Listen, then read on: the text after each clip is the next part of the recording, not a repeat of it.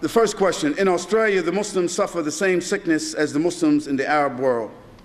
Oppressive and corrupt leadership, stunting the... let me, before I even go into this question,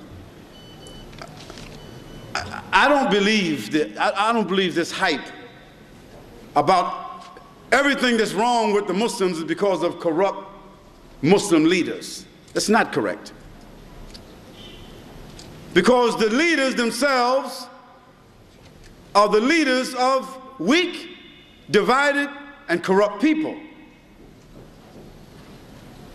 You see, when the people were the best, they had the best leaders. When the people become the worst, they get the worst leaders. And in most cases, when people point at leaders, they're only jealous because they want to be there, and when they get there, they'll do the same thing.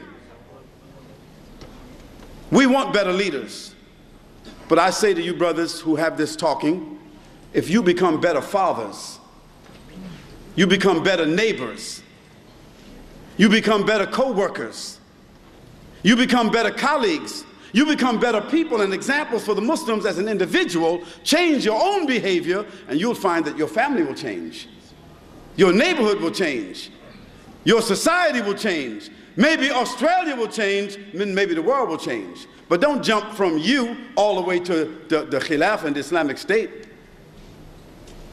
Because the house is not built that way. We don't suspend the chandelier in the sky and then after that build the foundation.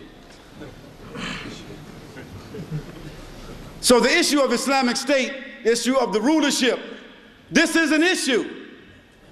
But we don't talk about that issue before we discuss the issue of behavior.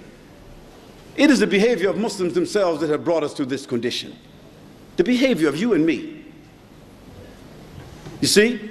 You know this behavior because in the morning for Fajr, how many people do you think will be here?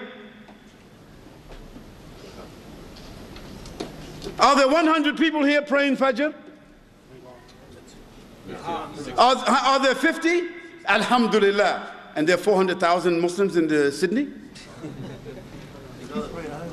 So, brothers and sisters, let's be very clear and fair about this. Let's first blame ourselves. Let's do what the Prophet Yunus alayhi salam did when he was swallowed by the big fish. He said what?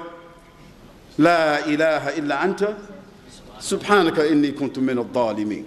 I'm the one that's to blame. So blame ourselves first, as brothers, as fathers, as individual Muslims. Blame ourselves, reform ourselves, then we will reform our communities and our families, then maybe we'll reform our neighborhoods, maybe we'll reform our societies, and then maybe we will be able to reform the world.